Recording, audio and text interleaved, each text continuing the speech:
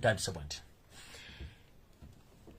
Yoseri tibahabulwa lutabayisirwa mutabani wa Karekezi manyo oyinza okuba ku video kuno kwoli oba tamanya mangamba bokwebali aba iso semwai polisi SFC wepo n'ebitongole ebirala bimuyita ndi bikuuma ddembe ng'ate si bikuuma ddembe biri mu tukunja butulujja banda Uganda nkimanyi lunye nti video zo ne muzikwata ne muzidownloadinga ne muziteeka ku CD bwe mba temuzikozeeso muwandiika buli information gye mba njogera ne mugiteeka ku mpapula ne mukola file ne mugiweereza mu Endobeso Endobesu mutono wa Karekezi kubanga agiwulira nga muwa report on daily basis nkimanyi bulungi nnyo mulabira ku screens ennene eza smart bazi bawa mu safe house mu omwoyo naje mutocha chemba gye mbeera ekyo nkimanyi bulungi mu kikola naye egosubwe mulimu ogwandeese omulimu ogwandeese kwe kubategeeza biki ebigenda maaso mu Uganda namwe kennyini ababikola mutegeere abantu bemukozi bemugenda okutulugunya nti abantu baakoowaakoowa ddala lwakuba temunakola ki lwakuba temuwulira njala tutandika bwenti eno message njagala egende eri omukulembeze wa Robert Kyagulanyi Ssentamu gye mba nsooka nayo nfunye amawulire a minute please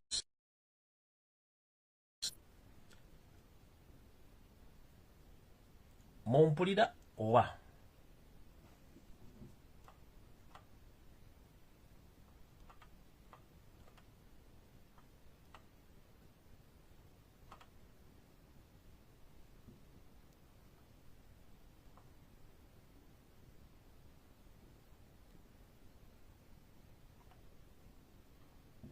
okay munansonyiwa mukatono akawungezi akolwaliro nfunye amawulire gano wammanga nga njagala omukulembeze wa Robert Kyagulanyi Ssentamu agawulireko n'amatuuge agatwale agategeeza abantu be bawangala nabo olwaliro we mba nezijja ku mukutu guno nfunye olukomo lw'essimu nenfuna amawulire gano wammanga bantegeeza bati nti tegeeza omukulembeze wa Robert Kyagulanyi Ssentamu eyawangula akalulu ka mwaka 2021 nti waliwo olukwesese oluteekeddwa State House n'abatamanya ngamba Yoseto asira mutono wa Karekezi okuddamu okukola ebikolwa ebyekko gamba nga okugezaako omupaatikako emisango gy'obutujju era abagimusibeko nti abadde atendeka abayeekera era bwe twogerera nti waliwo abantu abateekeddwawo abagenda okuba nti bagenda kuvayo okwesowolayo okulowoozesa ensi nti nno Robert Kyagulanyi Ssentamu abadde adiringa nabo era ng'alina n'ebyokulwanyisa mu maka ge wepo n'ebitundu ebisigadde ebingi bano abayeekera banaakola ekintu kino mu information edda gye nfunye baŋŋamba nti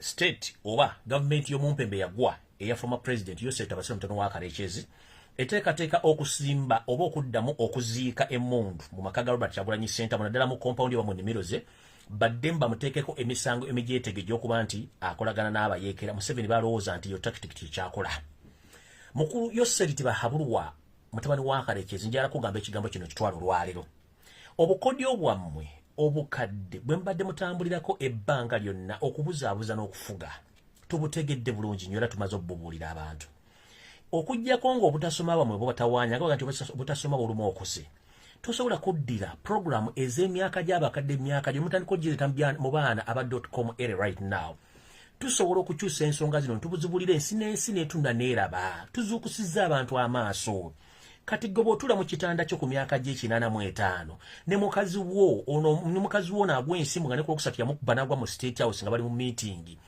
kiki ennyo kye mutafunye mu nsi muno okutandika okwagala okukola ebikolwa ebyekko bwe mba mugamba nti mwawangula akalulu kiki ate kibeesiba mu bikolwa by'okuwamba abaana bwe mugamba nti mwawangula akalulu kiki ekibatandika obbaga nti mugenda kudda musimbe emmundu maka ga Kyagulanyi kiki ekibaflontingisa abantu bemugenda okusibako emisango nti abantu bano Kyagulanyi abadde akolagana nabo nti babadde bayeekera musobole musibako omusango gwa treason musibe njagala ensi etandika okwetegereza waliwo information eyafuluma ne mbagamba tusooke tugyerindemu nze sigenda gyogerera information yali etya waliwo information yafuluma ng'egamba nti Sam Kuteesa Kahamba omusajja omulundi eyajja Mawogola n'afuna nti nanyini Mawogola yakwata obutitimbe n'obutitimbe bw'ensimbi ez'ensimbi ez'Omumerika eziyitibwa obukadde 7 bwa $. Ne batuula mu nkiiko ez'ekimpukumpuku n'abakulembeze abamu abava mu mawanga ga Bulaaya ne babawo omudidi gw'ensimbi okuba nti bakyusa emmundu okugizza Robert Kyagulanyi Ssentamu jjukira nabagamba nti information yefulumi ne sigenda gissaako ssira okutuuka ng'amaze okuprovinga nti kituufu tubadde ennaku ezo tubadde tuli mu struggle eno nga tugezaako nnyo okufunza Museveni ono mbolinga eyo neesoboka. Twadde tuli awo abantu be bamu bamagulu meeru ng'ate beekyusiza mu kiti ng'embazzi batandise okukyusa ebigambo byabwe. Oluvannyuma nze nga nzize mbagobera nga mmanyi kye bagenda okukola. Ekituufu kiri nti bamagulu meeru naddala bano ab'emu ggwanga eryo ge tuyitagana amawanga agawano waggulu mu Europe bakyusiza olulimi bwe n'ekyo si kyekikulu. Ekikulu kiri nti ffe nga ffe bannansi ffe tulina obuyinza era ffe tulina okusalawo future yaffe. Bwe tuba nga tusazeewo nti twagala change by all means mwezi gumu okuva kati change tujja gifuna. Ebigambo byogerwa bamagulu meeru kati essaawa zino abamaze okufuna omulirinde gw'ensimbi n'okubasuubiza ebyobugagga n'amafuta mu Uganda olw'okuba nti oli tannakyafirwa kyagala kubeera wala mukwata musiba. Ekyo tekibayugula ttama. Njagala munkolere ekigambo kiri bwe kiti. Njagala mukwate obanga bannaffe bakola ku kitebe kya Uganda mu Bungereza ne mukwata ebifaananyi by'abantu bonna battiddwa ne video mugende ku kitebe ekikulu eky'amawanga agaaga abasajja bagulu meeru mutandike okwekalakaasizaawo mubalage obutali bwenkanya olw'okuba nti bakkiriziganyizza ebintu bateesa okukkiriziganya n'Omumpembeso olw'okuba nti bo kye bafa kufuna bya bugagga so kifa ku bulamu bw'abantu. Mutandike okugenda ku kitebe kyekikulu ekya European Union mutandike okwebeekalakaasiza mubalage nti temuli babativu n'olulimi olutandise okukyuka. Ekyo sigenda kirwako kujjako bagamba nti mutandika kikola with immediate effect mubategeeze. Ekyo ndo nga nkivuddeko Omumpembe Yosef Tawasira Mutano wakati n'enkya ngenda kuddira until you drop this mission of framing Robert Kyagulanyi Center that he's dealing with the rebels in Uganda, whereby you are planning to plant guns in Robert Kyagulanyi's plantation and compound so that you can frame him as a terrorist, so that you can charge him with a treason case. Because you've got some whites or some European countries which have agreed with you that they are going to give you lifeline in another term of the presidential. This is wrong. You can't.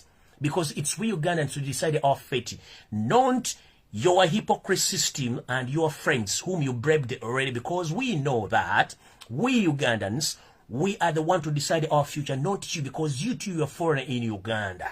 You understand what I'm saying?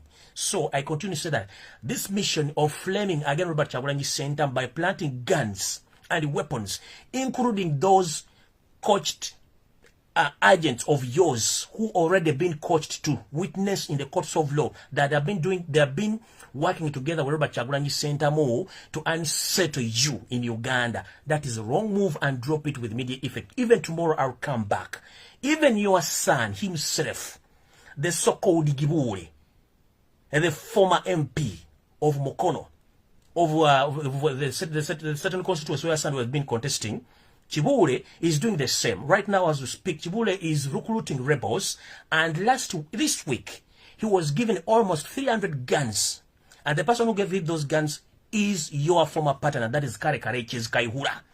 In this process, too, your son Chibule is training rebels in Mukono district, even to blackmail Noop, that Noop supporters, they are practicing unacceptable activities of rebel activities in Uganda, in Igoma forest. We know that.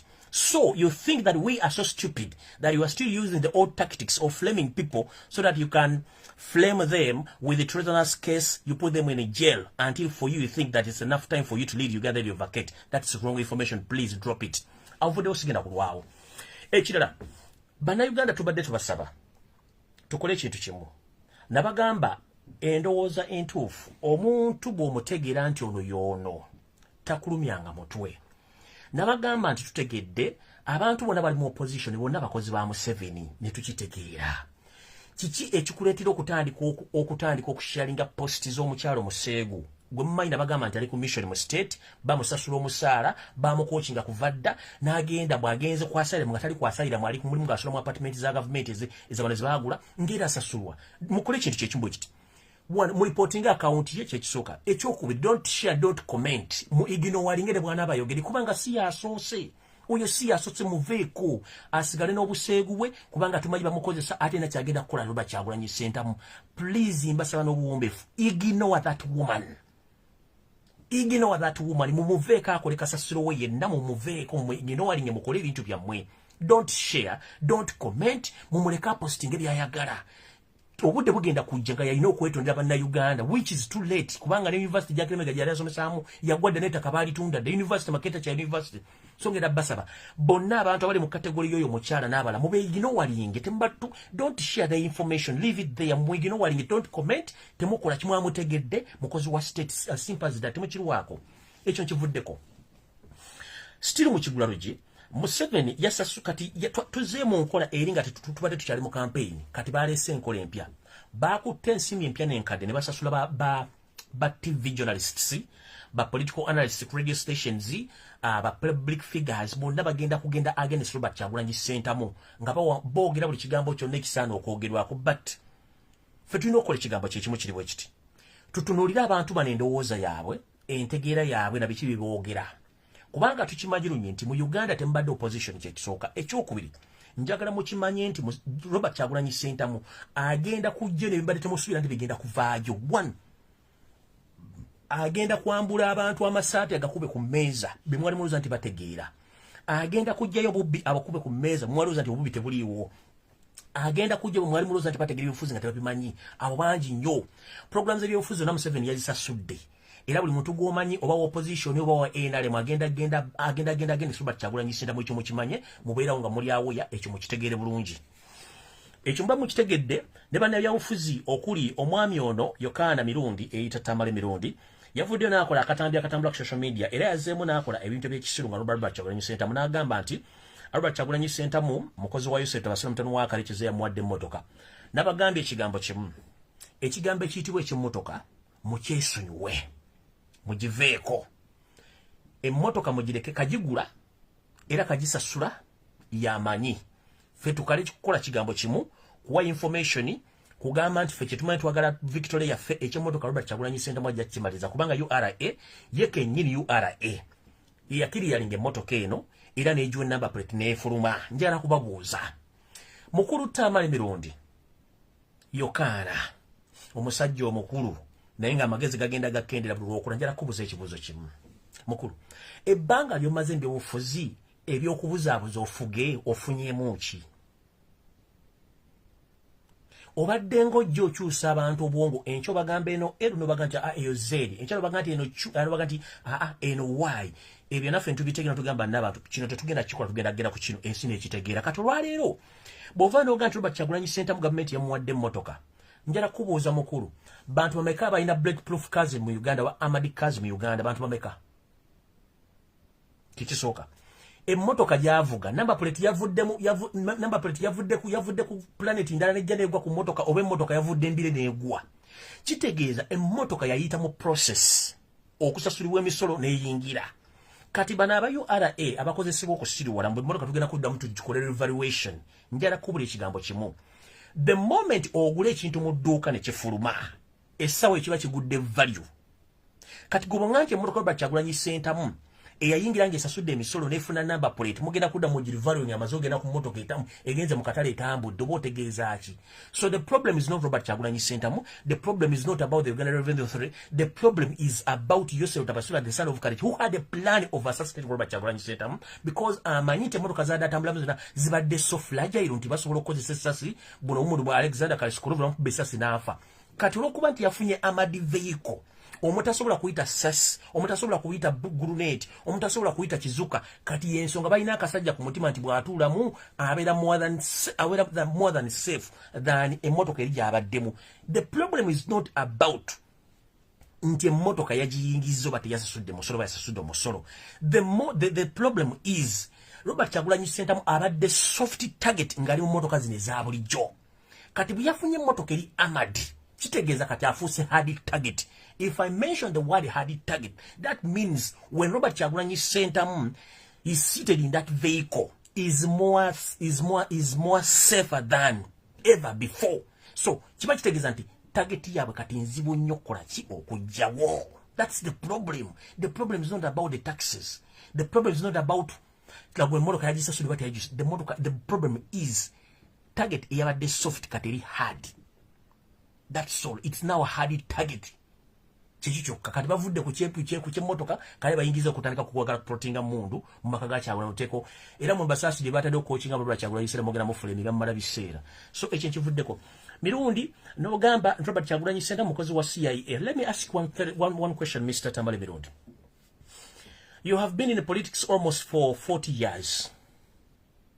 Of all people in Uganda, how dare you say that Robert Kyagulanyi Ssentamu is working for CIA? You are older than Robert Kyagulanyi Ssentamu, and you think you are so intelligent, Robert Kyagulanyi Ssentamu. Why is it that you were left out to be a CIA agent? And they appoint Robert Kyagulanyi Ssentamu, you allege that he is a CIA agent. You are older than Robert Kyagulanyi Ssentamu. You know Uganda more than Robert Kyagulanyi Ssentamu. You know politics more than Robert Kyagulanyi Ssentamu. Why is it that the person you allege to be a CIA agent is younger than you, who think that you are more clever than him? Don't you think that you need to ask your head before you utter any nonsense? You should ask your head before you come in the public and you utter your nonsense. Ekisooka oli mukulu nnyo ku myaka gyo, ekyokusatu oludde mu Uganda, ekyokunomanya ebyobufuzi, ekyokutaano ogamba oli mugezi nnyo, otambudde amanga gonna ogamazeeko. Lwaki gwe bw'oganda Robert Kyagulanyi Ssentamu mukozi wa CIA? Lwaki balekawo gwe ne bawa Robert Kyagulanyi Ssentamu bogati wa CIA? Ffe kye tumanyi Robert Kyagulanyi Ssentamu munda Uganda eyajja okwesimbawo nga tukimanyi nti buli muntu avayo okwesimba ku mukulembeze gwe mugati mukulembeze wa Museveni afuuka kiki? Afuuka kizibu. Kati wanga Robert Kyagulanyi Ssentamu yafuuka ekizibu, mujja natuuka okugamba nti mutabani wa sitaani kuba mujja kyogera. Mujja natuuka okugamba Robert Kyagulanyi Ssentamu ekiri agenda mugunda yogera ne Katonda. Bino byonna tubirindidde kubanga the more the monkey climbs the tree, the more it exposes itself. Museveni gyakomye okufuna panic, gyakomye okweyambula. Ense mulaba kati ali naked. Tamale mirundi ne bugurupu wa munna mu exposing your weakness, your weak side, whereby you are attacking just a single man in Uganda. We are almost 45 Ugandans. Why is it that everybody is concentrating on Robert Kyagulanyi Ssentamu? Why? We have so many politicians in Uganda, but as we speak right now, everyone has been greedy. Everyone has been looking for money. Robert Kyagulanyi Ssentamu is just there as a normal Ugandan who wish to lead Ugandan into prosperity. But for you, you have been gaining in divide and rule system as Museveni used to do up to now. That's the system you enjoy. But the clean system is hated. That's why everyone is hating Robert Kyagulanyi Ssentamu.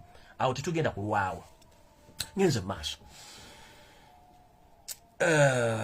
N'ogamba nti nupu kibiina kya Museveni, nze mmanyi nti mu mateeka, the moment ekibiina kiyitibwa nti National Unity Platform, that is a separate entity. Robert Kyagulanyi Ssentamu doesn't own NRA, National Resistance Movement. Stop fooling people. This is National Unity Platform. It's a separate entity and an independent political party. So if you can come out and tell the world that NUP is owned by Museveni and they check the signatories or the leaders of that party, if we find there any NRM member on that committee or any signatory on a NUP who is an NRM agent or candidate, then you should come in the public and announce that. But if NUP is full of Nupians, that means NUP is a separate entity and independent party. Stop fooling Ugandans. Museveni owns NRM, that is National Movement Party or National Resistance Movement. Simply as that. Stop fooling Ugandans. Aono mvuddewo kati ngenze ku video entuufu ekigulalugi kiwedde. Ndowooza muwulidde bulungi ekigulalugi kiwedde. Ngenze ku programu eyandeese. All right. Ntandise bwenti.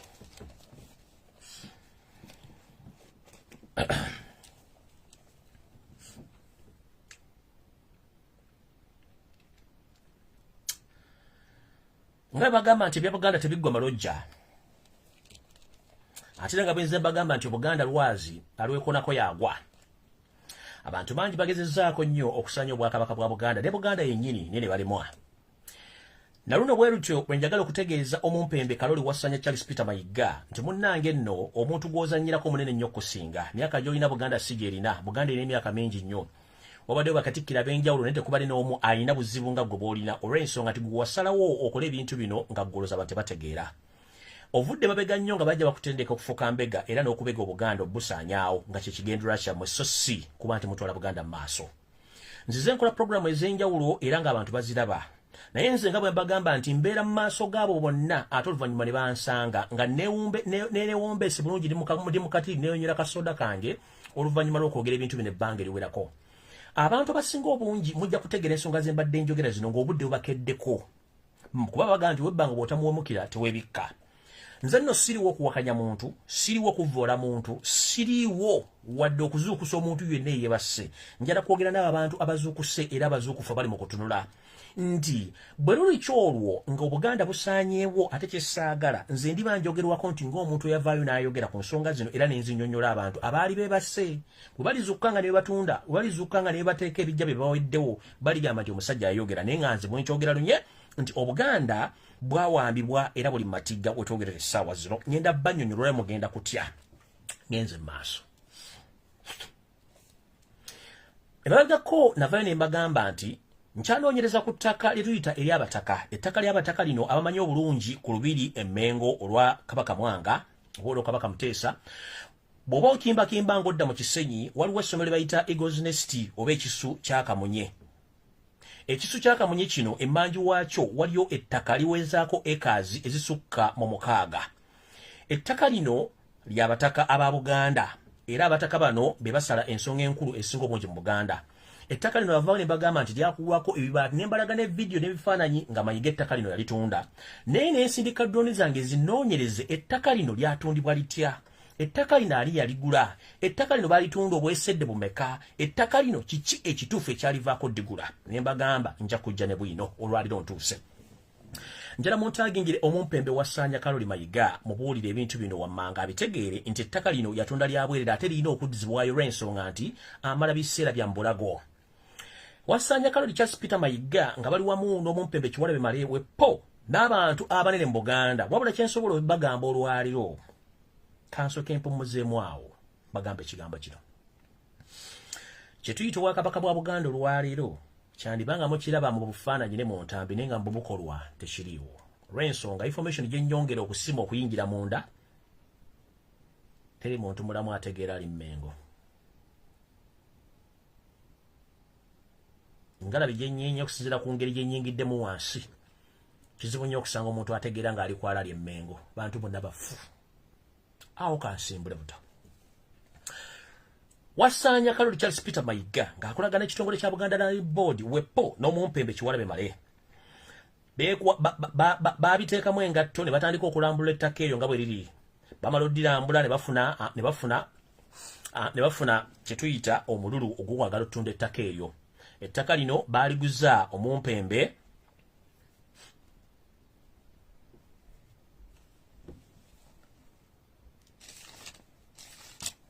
A minute, please. Muninda bakatono. Okay. Ngenze maaso.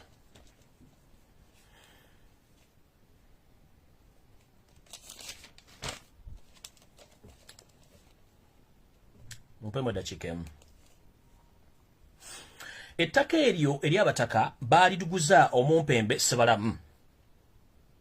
Era Sebalamu yavunaanyizibwa ku ttaka eryo olw'okuba nti bano baali muguza. Ettaka lino erisangibwa emabega wa Eagles Nest oba ku ssomero eriyitibwa Eagles Nest mu Luzungu oba emabega w'ekisunku kya Kamunye ng'okimbakimba odda mu Kisenyi mu mbiriizi z'olubiri oluguudo olukkira mu Kisenyi wansi ne ku luguudo olukkira wansi ku Musajjalo mbwe emabega wali ettaka eryo. Ettaka eryatundibwa omumpembe Charles Peter Mayiga lyatundibwa obuwumbi bw'ensimbi 3.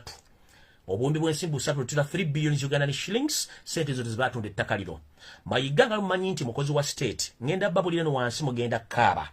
Mayiga ettaka lino aliguza omumpembe John Bosco yaliguza Sebalamu obuwumbi 3 obw'ensimbi za Uganda. Ettaka lino battaka lino bamala odditunda nayisa omulanga ogutakungula ku social media ne bagamba nti twagala kumanya ani yatunze ettaka lino era ani yavuddeko olukusikusi olutunda ettaka lino. Kumbe olukulwali wakati wa Charles Peter Mayiga Kiwalabe Male ne Buganda Land Board okutunda ettaka lino era libalitunda. Naye information gyenfuna engamba bweti nti omumpembe ono Mayiga bw'amala otunda ettaka lino ayina ensimbi ze yakwata oba yajjako ensimbi eziwera obukadde 500 n'abukwata n'abuteeka mu bbaasa mbu abutwalire mukama we. Ssaabasajja Kabaka amugambye nti munnange ssente zino zivudde mu ttaka liri eryatundiddwa naye naffe twesanze nga zino ze simbi ezikola ki eziriwo. Ssaabasajja Kabaka olwawulira amawulire gano enviiri zamuva ku mutwe era n'akyankala nnyo n'agamba Mayiga nti munnange nno ebintu bino byokola sirowooza nti binampoomera n'okuwoomera Obuganda. Nze nganze omuntu situndda ttaka era ndowooza ettaka eryo kiri kutunzizza wandibanga okibuulira Obuganda kubanga sinnakugamba okutunda ttaka n'ettaka lyoyogerako ndimanyi nti lyabataka ate litatundibwa. Nkusabozeeyo ensimbi ezo ng'obudde bukyali kubanga nze situndda ttaka lya Buganda nkuuma bintu bya Buganda. Mayiga ensimbi zino yazitwala n'eyaliko minisita w'ebyobulamu mu Bwakabaka bwa Buganda era ensimbi zino Ssaabasajja Kabaka n'azimugobya mu kuswala okungi.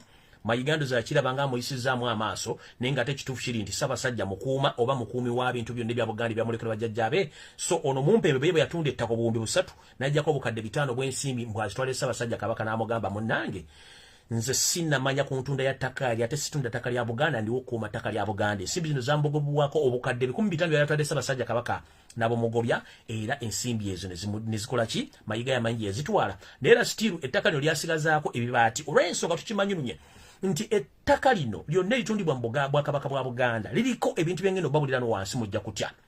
Abantu abagula ettaka lino bajja nti amanya ga Kiganda naye ng'amabega waayo weekwesa ebisiikirize eby'abasajja Abanyarwanda abali mu gavumenti y'Omumpembe Mutano Wakalekezi ng'oluvannyuma bamala okugula ettaka lino ne bejja ng'obudde bugenze ng'olwo mumaze okutegeera nti Obuganda babutunze ettaka baliguzizza Abampembe abatali Baganda. Ngenze maaso awo nsimbyewo akati kansooka enzireko wano waggulu. Bwe twali tunaatera okugenda mu kulonda kuno okwasikasamemye okuweddewo ng'ennaku z'omwezi 12 ng'ebula ennaku 2 zokka pawe kaaga mu mwezi ogwa January tugende mu kalulu Omumpembe Charles Peter Mayiga yeesogga State House Entebbe wepo n'Abampembe abala yagenda mu mmotoka ya kika kya SAF waliwo emmotoka za SAF ezisangibwa mu Bwakabaka bwa Buganda ezikola emirimu gya Bwakabaka ze yagenderamu. Era yagenda n'Omumpembe oyo asoma amawulire ku CBS FM asoma amawulire ku BBS Telefina kubayita Busuulwa ne bagenda mu State House Entebbe ne bakiriziganya emiwendo gy'ensimbi gye bagenda obba okutandika okudivertinga media okuba teyogera ku bintu bya Buganda ng'eyogera ku bintu bya NRM wepo n'okusaasaanya ensimbi ku mikutu egy'enjawulo kuba nti emikutu tegyogera ku mwana wa Buganda oba omwana wa Uganda Robert Kyagulanyi Ssentamu mu nteekateeka ye ey'okuba nti anoonya akalulu. Mukano ensimbi zino ze balobinga baze bafunayo bwali obukadde 15. Obukadde bule 15 bwe bamala obulobinga tebazi bawera mu cash. Basindika Omumpembe ono gwe bayita Busuulwa n'agenda Nakasero wali ku Okero House gyajja obukadde bule 15 n'abusayininga. Omumpembe ono bamugamba asasanye ssente zino azituuse gye zirina okutuuka mu ngeri yonna esoboka okulaba nti baziyiza information yonna okuva mu mwana wa Buganda Robert Kyagulanyi Ssentamu nga afuna amawulire oba abantu okutegeeza message eyo. Mu bantu abafuna ensimbi zino ku orders z'Omumpembe Katikkiro Charles Peter Mayiga kwaliko eyita Central Broadcasting Service oba gye tuyita CBS gye muyita ey'Obuganda yafuna obukadde 30. Mayiga ye kennyini nga wasanya yafunako obukadde 6. Senkulu wa BBS Telefina omukulu gwe bayita Sembajje Patrick yafunako obukadde 10 ye ng'omuntu n'abala abafuna ensimbi zino okuzisaasanya okuba nti Robert Kyagulanyi Ssentamu tewali wakabibona wayita ku radio zombi radio ne TV ze Twitter za Buganda kumbe radio zino za bajampi naye ng'omukolo gwonna gwakolebwa ennaku z'omwezi 12 omwezi ogw'Olugoberera 2020 oluvannyuma lw'Omumpembe ono okwesoga State House kuba kati twakizuula nti n'emmotoka takyazigenderamu agenda mu mmotoka enekusifu okutuuka mu maaso ga mukama we Omumpembe Joseph Tabasirwa mutabani wa Kalekyezi. Awo nno sigenda kulwa kasita mutegedde ensimbi ezaayita okuba nti ebintu byonna tebikoleddwa zaayita mu makubo ago. Ngenze mu maaso wano we njagala kubabuuza mwali mukitegeddeko ekyapa mu ngalo ekyali kyajja kitya era lwaki ekyapa mu ngalo kino kyavaawo mangu era buvona buddoki obwali mu kyapa mu ngalo era bukodyo ki obwali mu kimu ekyapa mu ngalo nzize ntumbudde bwe nti naye nga sinnatumbula bwe nti njagala bagamba information eno. Ettaka lyonna eriri mu Buganda ebitundu 7.5 ku buli 100 lyatwalibwa dda Abampembe abali mu State House Abanyarwanda. Mujjukira Omumpembe Wassanya Kaloli Mayiga bwe yaweebwa ebyapa bya Buganda byonna ebyaddizibwayo byonna twagala kubuuza ebyapa bino byonna byaddayo gye byalina okubeera nedda baabisigaza ne bakozesa kyapa mu ngalo okutandika okutracinga amataka gonna ge baafuna okutandika okugatunda. Kyajja bwe kiti Wasanya Kaloli Mayiga okuteekawo ekyapa mu ngalo yali nteekateeka namutayika ey'okunoonyezaamu n'okumanya ettaka lyonna eriri mu Buganda eririko ebyapa bya bwannannyini ebyapa ebiriko liizi n'ettaka eryali ly'Obwakabaka nga terimanyikiddwa we lisangibwa. Omwami ono ye kye yakola bw'amala otuusa ebyapa bino byonna yabisirikira n'atandika okuba nti banondamu ettaka lye bagenda ottunda lye bagenda ottwala n'okweddiza. Mu nteekateeka y'emu ettaka lino lyatandika okusaveyingibwa oba okunoonyezebwa yonna gye liri era ettaka erisinga obungi lyabbibwa. Najja ne mbagamba nti kyapa mu ngalo eno abantu bano baazula abantu abasinga obungi nga balina amataka manene nga gali ku ttaka lya Buganda ne batandika obbakola obwongodiira oba obukodyo okuba nti babajjako ettaka lino. Omuntu yenna ataasobola kwegula ku kyapa mu ngalo baakukolanga bwe bati. Baakugambanga nti bw'oba olina acres 10 oba acres 10 tugenda kuggyirako acres 3 tuzikuweko ekyapa eka 7 zidde mu Buganda Land Board. Abakkiriza bakkiriza, abatakkiriza bo babakola bwe bati. Omuntu yenna atakkirizanga kwegula oba nga talina nsimbi zigula bo kennyini baakwatanga ensimbi ezaabwe enkalu okuva mu ndyanga ne bagula ettaka lino. N'ettaka baaligulanga tebaalisanga oba tebaalizanga mu Buganda Land Board. Ettaka bo balifulanga lyabwe. Mumpulira bulungi. Ettaka eryasooka abantu abeegula nti bagula kyapa mu ngalo abasinga obungi tebaasobola kutwala buvunaanyizibwa kumalayo ettaka lyabwe eddigula lyonna nga bwe lyaliko. Babaga nti bw'oba na acres 10 okuddawo tugenda kukuwako bwe ziteesiga tukuwa ekyapa ate nga kya liizi kya myaka 49 ku 99. Abasinga obungi omutendero gwo tebaagusukka. Abaasasulako baasasula, abataasasula bo ne babasalira ku ttaka lyabwe lisinga obungi ne balitwala. Terina we lirabibwa wonna wonna nti ettaka lino lidda mu Buganda Land Board era lyayongerwa mu kiiko lwa Buganda oba Ssaabasajja Kabaka Magulu Nnyondo yategeezebwa ku ttaka lino nti lyazziddwa okuva ku ttaka erisaliddwa ku bantu okufuna ekyapa tebalyanjulangako. Kati abaalemererwanga okuba tebaayinangawo buuma bugula ttaka lino n'okwegula. Mayiga Kiwalebe Male n'abantu abalala baakwatanga ensimbi ezaabwe zibajjanga mu state oba ne wajja batundanga amataka ne bagula amataka gano ne bagazza mmanya gaabwe. Naye ng'amataka gano bamala okugagula bagazza mmanya gaabwe ogezza mmanya gaabwe ne bagasigaza nga gaabwe. Era bano abasajja mu mudigido ogwa kyapa mu ngalo bano abasajja babbye ettaka lya Buganda okumala oddimala ku Planet Buganda lyonna okwagala odditwala. Kyatandika kitya? We twogerera essaawa zino abantu bonna abaafuna ettaka nga bamaze oddyegula myaka 49 bwe ginaggwako mulimbuulire mulaga ekyo nga nkimaze. Ettaka lyonna Mayiga Kiwalebe Male n'abalala libaatwala lyonna erisinga obungi abantu bonna abaafuna liizi emyaka 49 be baasobola okugulako ettaka ne bataagulako ttaka. Njagala bagamba ekigambo kino. We twogerera omuntu yenna eyalemererwa okwegula okufuna kyapa mu ngalo naye nga Mayiga Kiwalebe Male ne Buganda Land Board baakugula ettaka lino lyafuuka lyabwe bwoya.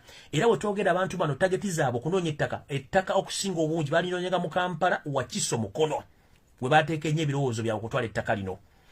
Era bwe twogerera essaawa zino mu bitundu bino wammanga abasajja bano balinayo miles and miles of land ze baagula ku ssente oluvannyuma lw'okufera abantu mu kyapa mu ngalo. Mumpulira bulungi okuva bamala okukola ki? Okuva bamala okukola ekyapa mu ngalo. Bino byonna baabikola naye nga beekwese emabega w'ekintu nti bo kennyini beefuula balandlord mu Buganda nga bakozesa ensimbi ez'obwajjajjaffe nga ziva mu ttaka lyennyini lye baawottanya ku bantu.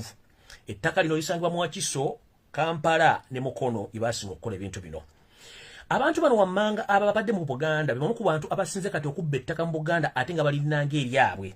Ettaka lino lye bamaze okubba basobola okuwaako liizi ya myaka 49 n'eriizi bweggwako ettaka lino ligenda baddiranga bo bafuuke nti bannannyini ettaka lino nga terikyalina kwa Buganda. Ng'emujjukira saga oba embeera zonna ezaaliwo ku bantu abalina amataka mu Kampala okuli n'eri abana abasajja abeeyita ba Kulubya, famire ya Kulubya engeri gye baafunamu ettaka kikakodyo ke kamu mumpembe wasanya Kaloli Mayiga ne banne baakolamu okufuna amataka gano. Mu kino ntegeeza ki? Mu muteekoteeko gwonna ogwo ogw'okuba nti bataddewo kyapa mu ngalo abantu bano wammanga balina ettaka lino n'abalala bengenda okunoonyerezaako mbategeeze kati mbikira Obuganda. We twogerera essaawa zino omumpembe Kaloli Wasanya Charles Peter Mayiga mu mudigido guno gwonna ogwa kyapa mu ngalo omumpembe ono alina square miles 50 mu Wakiso mu kitundu kye bayita Kayunga. Nkiddamu mu mudigido ogw'ekyapa mu ngalo abalemu okusasula be yagula nenga abaguze mu bulumi obw'ekitalo ng'ate baganda bajja ku ttaka. Omumpembe wassanya Mayiga ayina square miles 50 mu kitundu kye bayita Kayunga Wakiso zizze ku bubwe nenga ttaka lya Buganda lye baatwala ne balyezza. Tugenze ku mukulu gwe bayita Eddie Kagwa Ndagala. Ono naye mukungu wa Kabaka oba ali mu Buganda Land Board oba kati akola mu kimuli muki. Mu information gye nfunyira gye ndabyeko n'agange endaga nti omukulu ono ayina square miles 15 ez'ettaka mu bitundu eby'emukono n'ebitundu ebirala n'abaofisha abalala mu Buganda abalina ettaka lye baatwala. Kino no kituzaawa kituzza nti abakungu abamu bwe baatuuka mu Buganda olw'okuba nti Ssaabasajja Kabaka yabawa obuyinza baatandika kunyumya Baganda bennyini nga bakozesa gavumenti y'omumpembe Yosero Twasula Mutano wa Kalekezi. Ekisinga okumalako enviiri ku bantu bano nti ettaka lino lyonna litundiddwa naye terituundiddwa lituguziddwa Baganda. Ettaka liguziddwa gavumenti y'omumpembe Yosero Twasula Mutano wa Kalekezi nga kigamba ebyapa bino okuddizibwa bwa Kabaka balinga abagamba Mayiga n'akakiiko ka Buganda Land Board nti ettaka lino tulibawadde mugende mulinoonyerezeeko bwe mmala ate mudde mulituguze mu butongole bwekito bwe kyali era kyakolebwa officially. Ensonga lwaki nekyapa mu ngalo kyavaawo bano lwamala okudiscovering ettaka lye batunze erisigadde lino ne balizzanga abantu. Kati oba oli eyo ng'olowooza mbu simanyi kiki nze ebyange mbyogera n'ebiteeka wano ebisigadde bijja kwekola mu maaso oba ndiba oba siriiwo muligawo musa zino video tezigenda kuvaayo. Ekizinteesa ku mutimbagano buli muntu ajja alabe ajja kubanga awulira ebintu bino byonna ajja biraba nga bwe biri ng'obudde bugenze. Ngenze mu maaso ekyo ky'ettaka bamala kibategeeza ne mukitegeera. Omwami ono ekyamuleeta mu Buganda kwali kumenyawo Buganda n'amaanyi gaayo gerina kuba Museveni yamuzimba okuva lwe yava e Makerere ku University ne bamuteeka mu Buganda n'atandika okukola emirimu egy'enjawulo n'afuuka minisita. Mwe yafuukira nnyo omuganzi bwe yakolanga programu ez'olwokutaano nababuulira nga ze yakolanga ng'ayogera ebigambo bingi nnyo ebiwa essuubi kumbe Museveni yali amuzimbira mu kintu kino. Mu mbeera y'emu omwami ono mu biseera byatuuka okuba nti Mengo yali y'amaanyi nnyo okutuuka nti Mengo bateesezzayo nti ono gwe tuwagidde teri muntu w'ebyobufuzi ayinza kyama mu Buganda kuba nti asaba mu kalulu. Museveni yakimanya nti alina okuleeta omuntu ogwagenda okuteeka Mengo okumenyaamenya n'okusaanyaawo amaanyi ga Mengo gonna ge yali alina. Kwe kutandika okukola enteekateeka namutaayiko okumala mu bakatikkiro bonna abaasookawo amaanyi omuli Dani Muliika omuli Owekitiibwa Mulwanja Muli Ssemwogere n'abalala ne baba bajja bamenyaamenya kumbe bakola mu nteekateeka ya kuleeta omumpembe wa Ssaanya Kaloli Charles Peter Mayiga. Mujjukira bulungi nnyo ebiseera bawambira Owekitiibwa Akali Amaggwa Sseggona Betty Nambooze bakireke n'ono omwa Ssaanya Kaloli ebintu bibino ebisesa nti mu ngeri y'emu mwe muyinza okulooza nti Wassaanya baali bamubonereza kumbe yali atandise emirimu gye n'okuba nti azannya obuzannyo okuba nti bumuleeta ku ssiini. Kino kyali kyakumuwa linnya era baamukwata ye tebaamusibira gye baamutwala gye baatwala Sseggona oba Nambooze. Ono mukama we eyamuleeta omuteeka mu sisitimu eno bwe muyita Owekitiibwa Katende nannyini Ebonies yamutwala amusibira mu maka ge mwakwata ebifaananyi ebitambula n'ebiyimiridde gye tuyita VCL Studios wane Lubage Manju opposite ne Loko kwe yamusibira okumala ebbanga eryo lyonna oluvannyuma n'amuta mwe ne mulowooza nti omuntu abadde akola ki abadde Museveni yamuwamba kumbe yali mu training special training era baavaayo baafuna ettutumu ly'amaanyi nnyo olwo we yatandikira okuba nga ayitimuka okujja na kati waali lwaliro n'okufuuka katikkiro. Nina ebintu bye sijja kusomolayo kubanga bya munda nnyo kambireke naye ng'alina amatu n'okutegeera ebintu bino engeri gye bitambulamu. Omwami ono bw'afuuka ennyo ayagalwa ennyo mu Buganda kyayanguyira nnyo abantu abamu mwesiga okuba nti bamuteekamu obwesige n'okumulikomandiga okuba ng'afuuka katikkiro. Mu ndagaano ezaakolebwa ze sijja kwogera kuba nazo zakyama nnyo abaazikola bazimanyi. Wassaanya afuuka katikkiro naye nga mu ndagaano ezaakolebwa zirimu ebirumira bingi okuba nti Wassaanya afuuka katikkiro. Nga bwe tugaa nti eriiso ly'omukulu ewaddugala we walaba eri abakulu abaatunula amaaso gaabwe enkaliza ne bagamba nti wandibanga bwakolebwa bw'ensobi okuleka omuvubuka ono okujja okufuuka katikkiro wa Buganda kuba bo baakimanya. Mu bino bakimanya okuva omubiro yakwasibwa ddamula Obuganda tebwasigala kye kimu era bwatandika okuyiika. Bwe twogera Buganda tekyasobola kugamba nti kino kikolebwe oba kino kirekebwawo kubanga Museveni yalina orders ng'aziisa mu mpembe wa Ssaanya Kaloli Charles Peter Mayiga. Bwe twogerera ng'omwami ono alina ekigendererwa eky'okuba nti afuuka omumyuka w'omukulembeze w'eggwanga ng'akola ekisoboka kyonna okulaba nti alemesa Robert Kyagulanyi Ssentamu okuba nti watutumu mu Buganda ekyamulema kubanga watutumu. Naye ekyo kyo eky'okumukuma omukulembeze w'eggwanga kyandibanga kyakuyise mu ngalo okusinziira ku information gye nfuna enneekosofu nti kyandibanga kyakuyise mu ngalo. Okusikwe kusaba kange wabula okusaba kwange kwe kulya mu Buganda olukwe n'olowooza nti Obuganda bwe basi nakugamba Obuganda lwazi ate abaganda bategeera omuganda akyawa omuganda ayambula. Mayiga ebintu byokola byonna bikola mu nzikiza n'otambula ekiro ng'olina Museveni olowooza nti oli famire yaabwe toli famire yaabwe. Mayiga okozesebwa omulimu ogw'okuba nti buli muganda yenna abadde ow'amaanyi nga yeenyigira mu byobufuzi Museveni ng'amutya. Mayiga Museveni akozesa akakodyo kano wammanga mwakayiga babiri. Olw'okuba nti abaganda bonna gye buva ne gye bulaga bwe babaga nti Ssaabasajja Kabaka asabye oba alagidde n'akuwa obwami oba n'akugamba nti kino kibeere, omuntu yenna taddamu. Mayiga ogenze nga si leero sijjo sululi watandika dda. Buli munnabyabufuzi yenna abadde afuukiddeyo Ssentebe Basula mutabani wa Kalekezi ekyambika mu byobufuzi mu Kampala mu Uganda nga muganda. Museveni amugezaako n'agaana olw'okuba nti yali ataddewo ggwe enjogeza bakadde gye bayita Wassanya. Mayiga yatambulanga n'essinkana abakulembeze abo bannabyabufuzi n'eyogera nabo mu kifaananyi eky'Obwakabaka, era nga Mayiga ayogera nga Kabaka nti yasabye nti okolagane ne mu mpembe yo Ssentebe Basula mutabani wa Kalekezi, ekyavangamu abantu bano bakkirizanga mu ngeri y'enjawulo okukolagana mu mpembe yo Ssentebe Basula mutabani wa Kalekezi okulya mu bannayuganda olukwe, nenga mission yali nteeketeeke nti Mayiga ajjira mu kifaananyi kya Kabaka n'ayogera n'abantu ng'ayogera nga Kabaka yamutumye, ng'ate abantu bakimanyi nti Kabaka biseera bye yali bakyalinnya mu kimuli Museveni nga teri muganda asobola kugaana kugenda mu kintu ekyo. Yensonga lwaki abaana abasinga Baganda bonna baagulibwa ne batwalibwa. Omwami ono okumanya nti tamanyi nti obukodyo buno butuuka ekiseera ne bukoowa, era kyekintu kyekimu kye yabadde azzeemu ku bakulembeze ba Nuupu. Nga nze abadde ajja agobera ebyafaayo ne ŋŋamba ekimala kimala.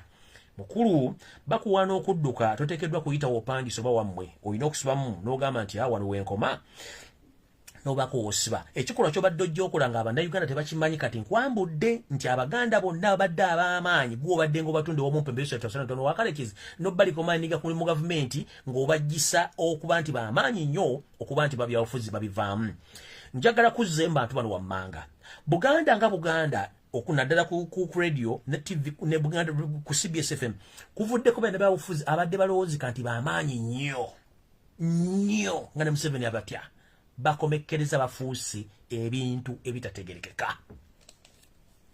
Sigenda boogera mannya mmwe kennyini mubanye abantu abadde Mengo ne bayingira ebyobufuzi nga babadde b'amaanyi mu bbanga mpawekaaga ne bazikira nga tokyabawulirako ne weebuuza abasajja abayogeranga ennyenje ne zikunkumuka baalaga ludda wa?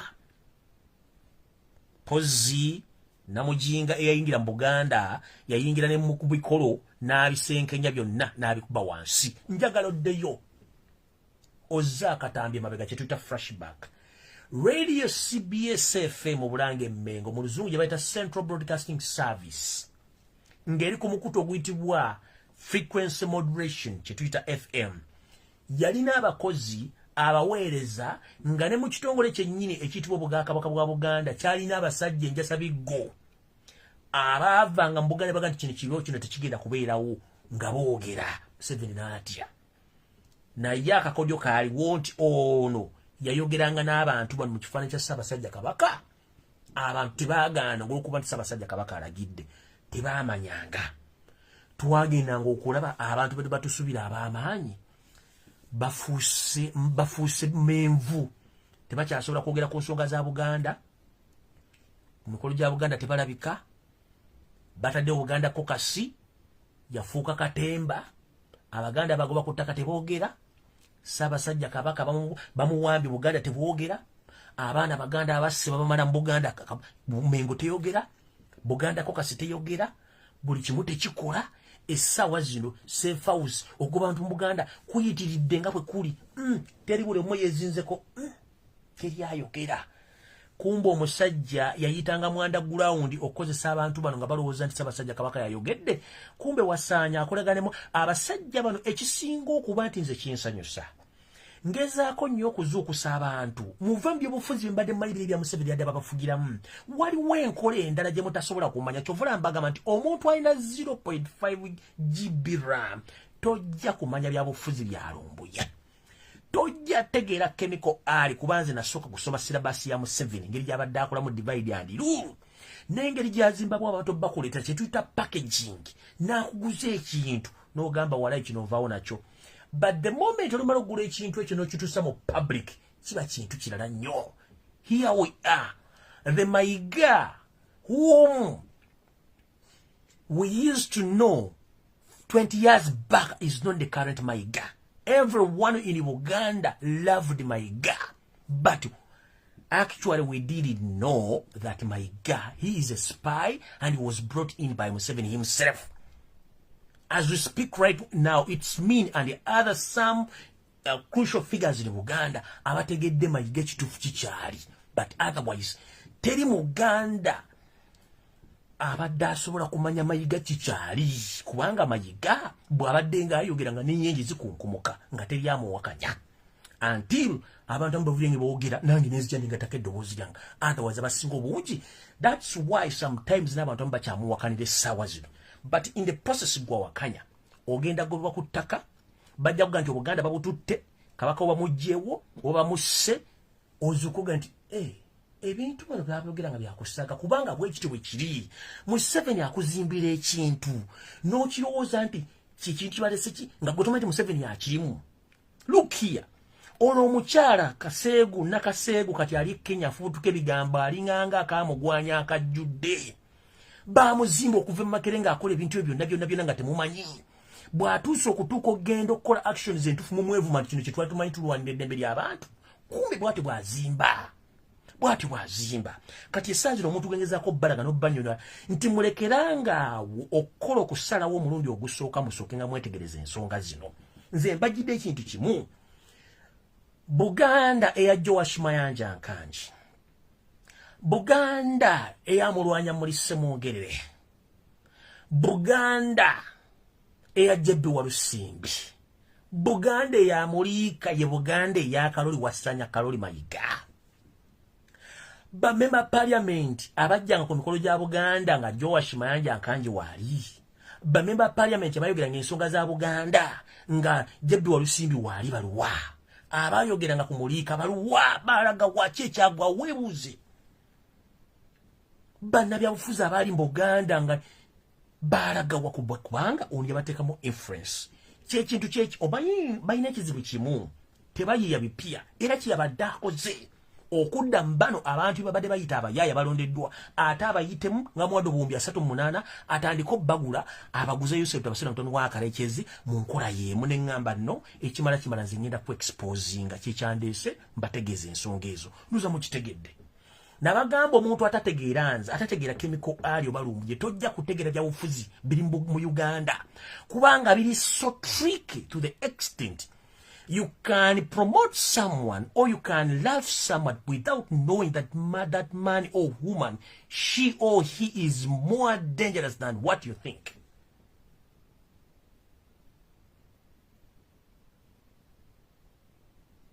Mukitegedde bulungi. Awo sigenda kulwawo. Ngenze ku kirala.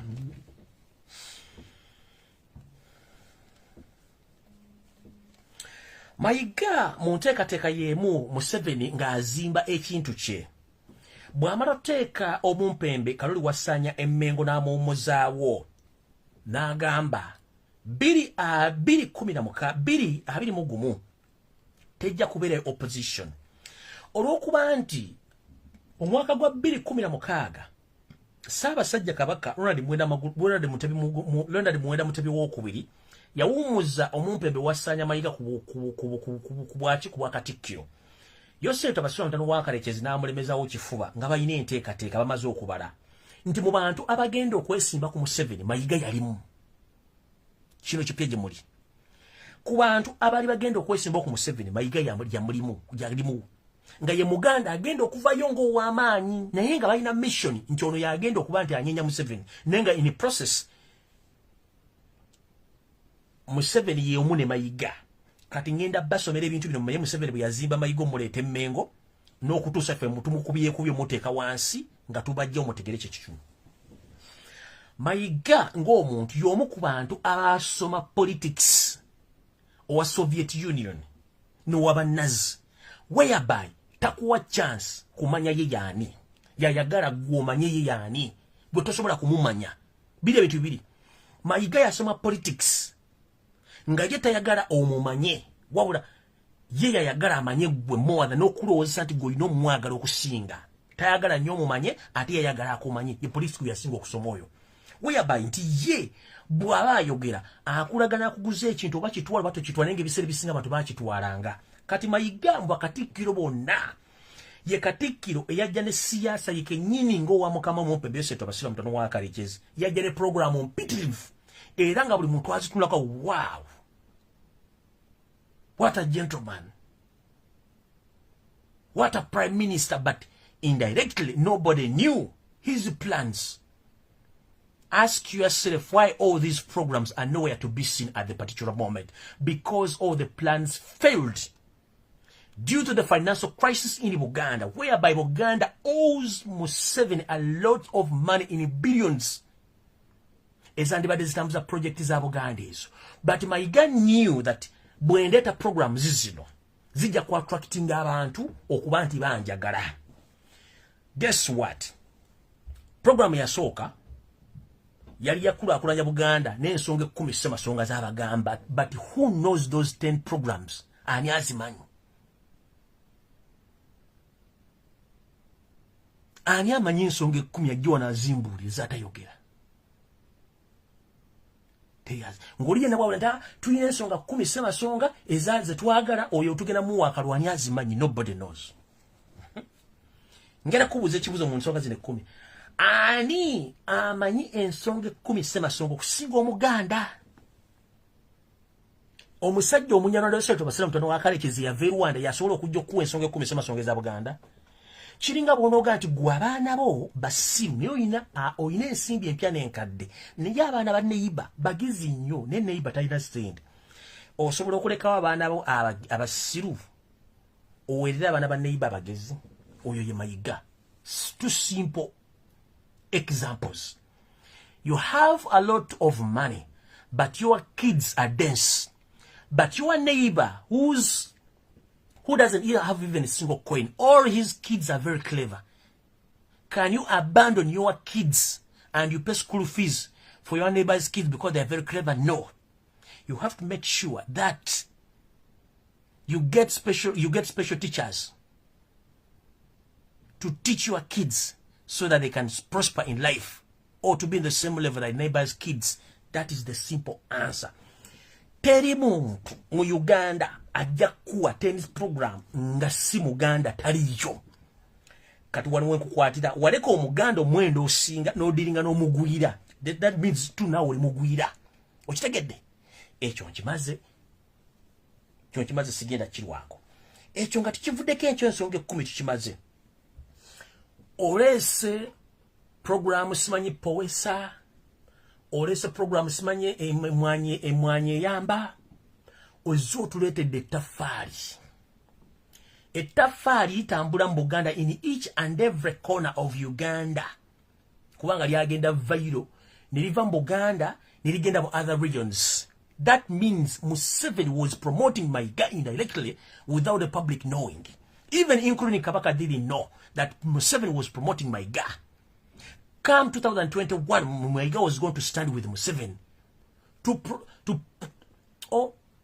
to distract other Baganda who are having potential of becoming presidents. Kubanga bali babale ekintu kimu, Mayiga yabajja.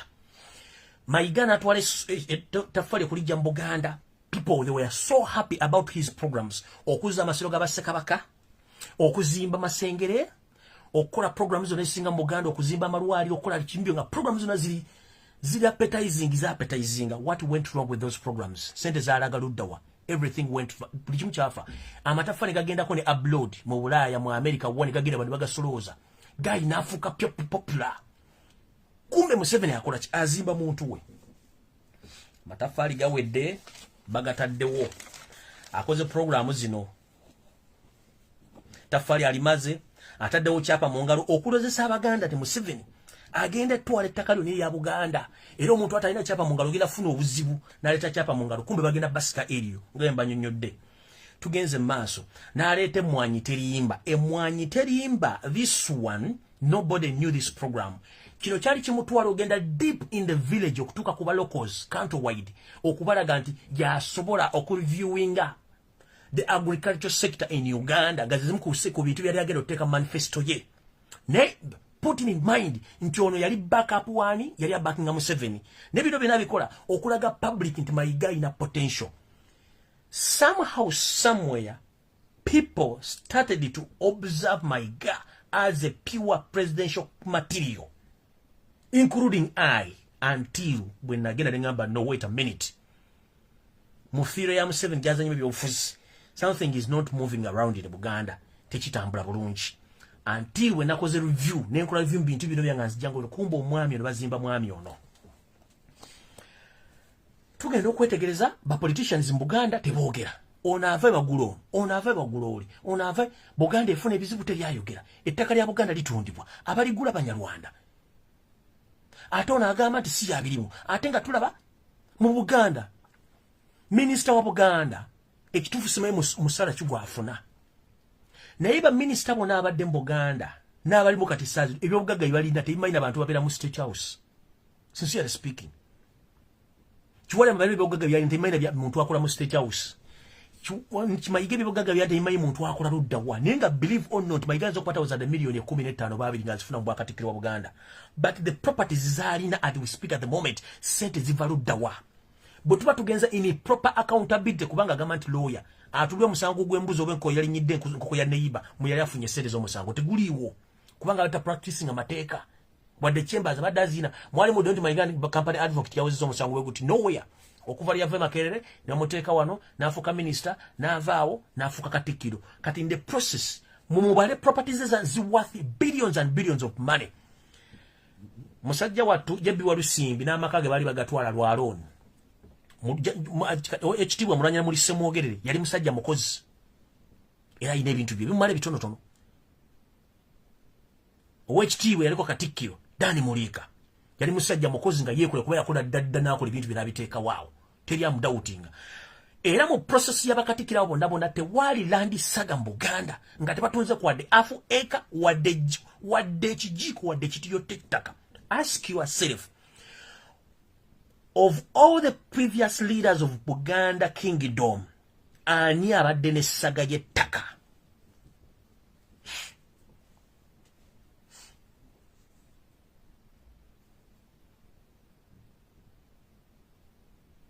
I'm just asking, of all previous prime ministers of Uganda, including Joash Mayanja Kanji, Jebi Walusimbi,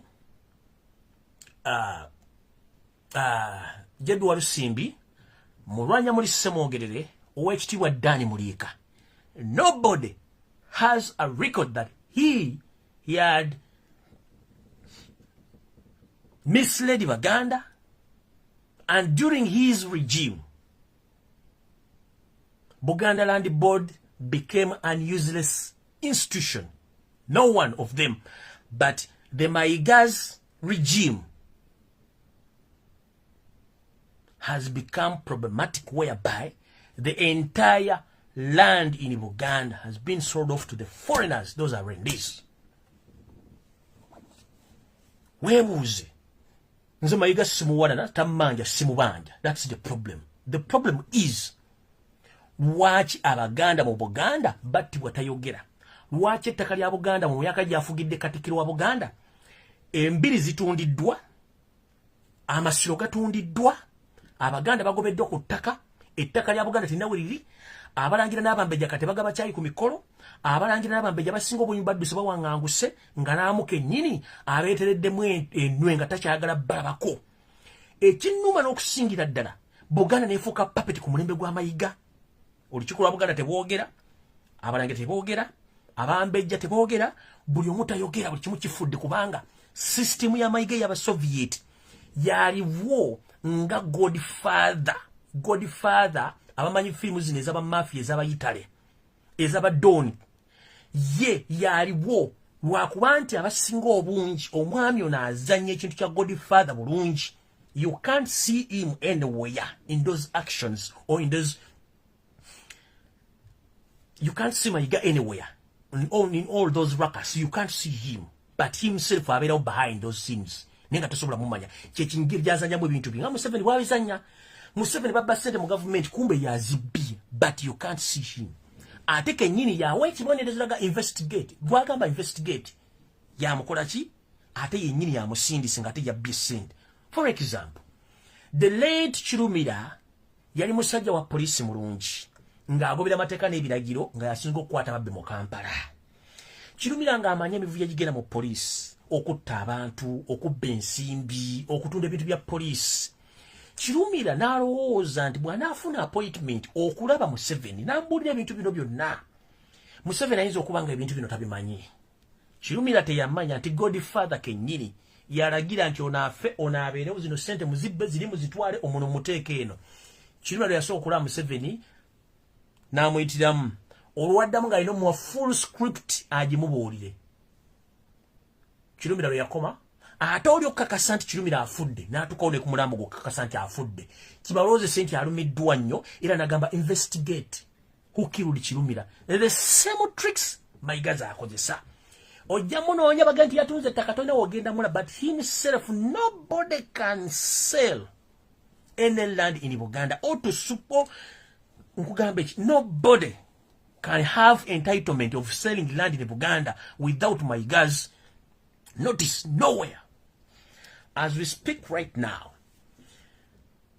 Ssabalangira wa Buganda y'omu ku bantu abakwasibwa ebintu ebyenkiso mu Buganda. Era nga mu bintu ebimukwasibwa kwe kuba okubanga akwasaganya abalangira n'abambejja n'abaana b'engoma basinga obungi. We twogerera Ssabalangira yakwasibwa ettaka erisinga obungi mu kitundu eky'emukono. Naye we twogerera nti Ssabalangira ono asanze akaseera akazibu.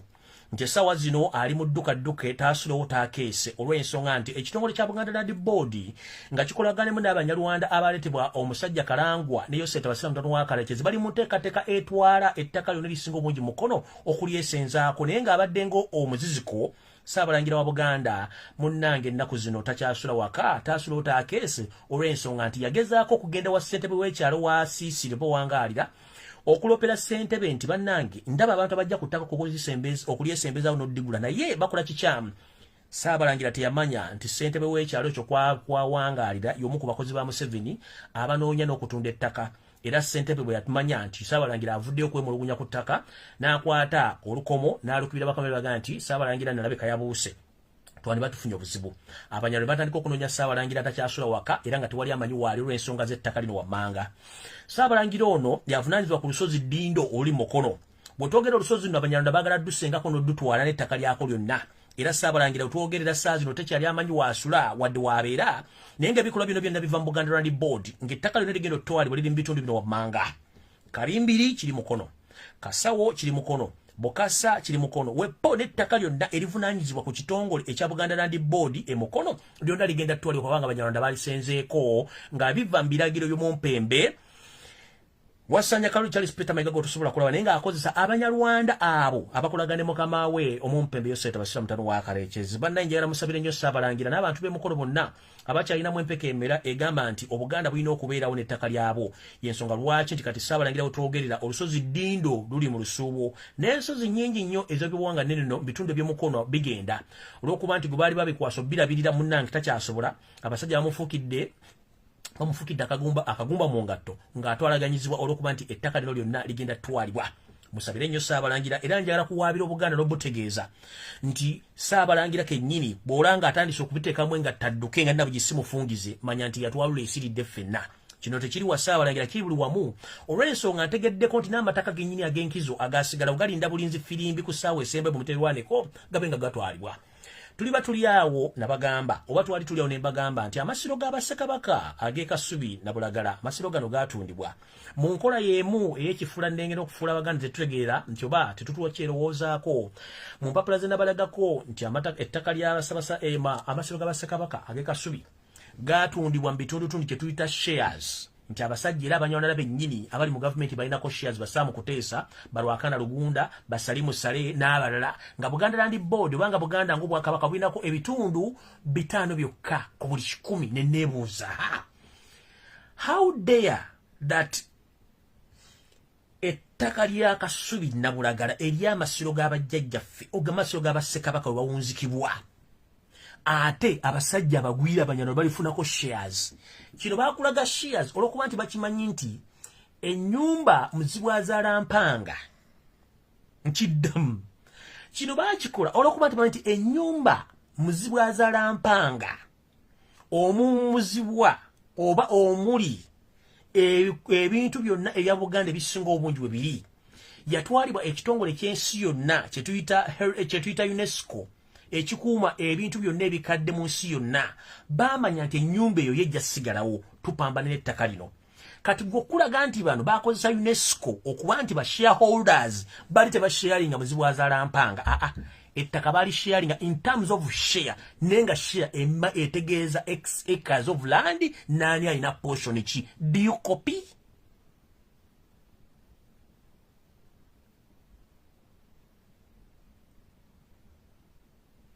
wanainalamu omuntu nagambye gwosobola okwetoola mujja kuddedda nabasomera ekiwandiiko ng'amasiro g'abassekabaka baga sharing in terms of percentage nenga percentage esinga obunene eri Muwaraka na Lugunda Samo Kuteesa Salimu Sale n'abalala Buganda ng'obwakabaka lugubirako 5% ku ttaka eryo singa kinakyenkya ng'ettaka lina bampembe bagala ddikolako development nga mumulowooza mba shares bazifuna in terms of the heritage site of muzibwazaala mpanga no that's not the truth. The truth is ekintu bakikola balaga nti bafuna share through UNESCO nti babateeka mu no buli omu alina portion gye ku ttaka eryo akirina ne weewunye mutuuka mutya okutunda kye twandiise ekifo ewaziikibwa Bassekabaka gw'olowooza Mayiga wasanya Kalooli obwakabaka n'obwakatikkiro bukomye ku ggwe oba gw'olowooza nti obwakabaka bwa Buganda bugenda kukoma ku 2009 Mutwe gw'okubiri gwe musibidde mu maka ge mu Lubiri lwe gw'olowooza obwakabaka bwa Buganda bugenda kukoma ku ggwe n'abaana bo eriyo bakatikkiro abalowoozangako nga ggwe eriyo bakatikkiro abaalina ebirowoozo ebibyo nga ggwe baavaawo naawe kennyini mu bbanga mpawe kaaga nga nenna bugisi mufungize ojja fuukanga bo ate ojja tubuulira ebyobugagga gye wabijja tugenze mu Lubiri Emmengo nalo bagamba nembagamba akayanja ka Kabaka gwajja wanoga nti Lumbuye bannange omusajja ono kiki njagala ogenda oyiteka akayanja ka Kabaka ffe twakulira nze nabagamba nzala ku musajja Lumbwa Flats opposite nkulidde mu Kisenyi mu ghetto mwempangalidde ebbanga lyonna sina kye simanyi mu Kampala duwa mumanyeewo nawugiranga mu kayanja ka Kabaka mutwawugiranga tumanyi n'ennaku mwekattira tumanyi mwezi mwekattira tumanyi biri ki n'otalogera wagwa ffe twasomera mu Lubiri nga n'abasirikale bakyali mu gwambuuze bya Buganda olingaga nti obuuza empisa ewooza akatale bino tubimanyi si byakwesibako n'olongo jjalogotana ng'aliko olubaala omwavu nze bino mbimanyi kubanga nzaalibwa mu Mmengo wakati mu mutima gwa Buganda nsomedde mu Lubiri Emmengo ng'amagye gakyali mutwalyanga akawunga mpugidde mu kayanja ka Kabaka nzaalibwa Ttanda wa Walumbe mu Nyanga kati gozaalibwa ludda wa ozaalibwa ludda wa nkugambye nzaalibwa mu Mmengo okupe musajja Lumbwa Flats wenzaalibwa nsomedde ku Nabagereka primary school baagijjawo baagisenda Kalooli wasanya Peter Mayiga tuvudde ku Nabagereka tugenze mu Lubiri Emmengo n'amagye gakyalimu nsomye tuvuddemu tuwugira kayanja ka Kabaka obuzaale bwange gye bampunzika ku mu nyanga z'Ettanda Bitiyana kati gwe bakuzaala ludda wajja azuuma ngo tomanyi kubanga tomanyi manya abamanyi nti bamanyi kubanga gwe tomanyi ojja kutegeera kubanga lwaki tomanyi tinjagala otegeere nze gw'ozungirako tooza ndi mukalu guno omuntu osigende empumumpu si nkalu manyi okitegedde so njagala bategeeza biri bemulowooza nti si byakuseka no tuli ku firimu entuufu wetwogera Olubiri lwa Ssaabasajja Kabaka Magulu Nnyondola limwenda Mutebe y'okubiri mu Lw'Emmengo wetwogera ne luli mu Lisuubo era Mayiga yalutunda ngera sibanze kuba nti nzija ano kwogera bintu bino singa balusenda dda njala mbabuulye nti omusajja ono akamafulejinze nnyo okwekweka mu kyatali n'atukoga nti waliwo programu zeetaawo okuteeka mu Buganda mu Lubiri olwo baasooka muzannyo nsibaagala ziteekawo kisa some malwale kati bateeka some kuddamu kuteekawo hotele z'ebbeeki ani yamugamba nti ffe osooka nga ne weebuuza nga tonnawakana lwaki mu kaseera kano baagala nnyo okukola ebintu ebyo bw'oba baagala obbikola sooka weebuuze Buganda enteekateeka zeerimu ze baleeta ezo Buganda erina ssente zisobola okukola enteekateeka ezo buuza ebibuuzo bino. Lwaki okutunda ettaka okujjidde okungi lwe bagamba nti Olubiri lw'Emmengo begenda kulaakulanyizibwa? Ani alukulaakulanye? Ssente zivaawa? Ekyokubiri, buuza Obwakabaka bwa Buganda bulina gati esobola okukulaakulanya Olubiri olwo essaawa zino nedda. Gwe buuza meeting yatula ludda wa ey'abantu abavunaanyizibwa ku Lubiri olwo okukkiriza ebintu ebikolebwemu kuba kye tuyita ba stakeholders. Muno mwe muli Ssaabasajja Kabaka, oli olulangira, ab'ebika n'abataka. Kubanga Olubiri olwo teruli nti lwa Ssaabasajja Kabaka yekka, lulimu famire ez'enjawulo ez'abalangira n'abambejja abalina okusooka okutula nga Mayiga omukopi toyina wadde okuliraana wadde ne fuuti 5 bali boogerera kyenkunyonnyola. Nange waneeyerera ejjanga eyanobako sisobola kutuula we batuula, omumbejja wa bbeeyi n'omulangira wa bbeeyi, lwakuba nti gw'obasiza wansi ekitiibwa kyabwe nabo ne bakitwala nti baafa. Bannanga balangira muzuukuke. Nze kamwa koogera neeyerera ejjanga eyanobako njagala bagamba nti sisobola kuliraana mulangira dde omumbejja nga babadde batudde mu meeting. Ne Mayiga tosobola dde okuliraana omulangira n'omumbejja nga bateesa. Ffe tuli bakopi. Ne gwe omukopi w'otuukira okuba ng'oleeta enteekateeka na mutaayiika pulojekiti z'oleeta nga banyirizo tebanakubuuza ssente ozijja wa? Kitegeeza olina bw'okolera. Bw'otunda ettaka ly'abataka neri waggulu wali ku Lubiri bwennyini mabega w'ekisuuku kya Eagles Nest n'otunda obuwumbi 3. Kitegeeza ettaka lina mulitunze mulimazeewo. Okitegeera? Kati era singa sinze kwogera ebintu bino singa n'Olubiri baalusenda dda, kubanga ebyapa Museveni baabimuwa dda, balinza bulinzi kusenda. Okitegeera? We baasanyizawo essaawa ya Queen nga namaze okuweebuza ku Bwakabaka ne basalusanya ya Queen kubanga eryo ettaka lya Ssaawa Queen liri ku ttaka lya Buganda ne bagimenyawo.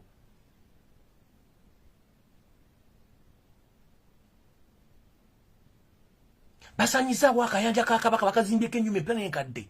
Baabiwoza kwani okutunda ettaka ly'Obwakabaka, ettaka ly'akayanja ka Kabaka.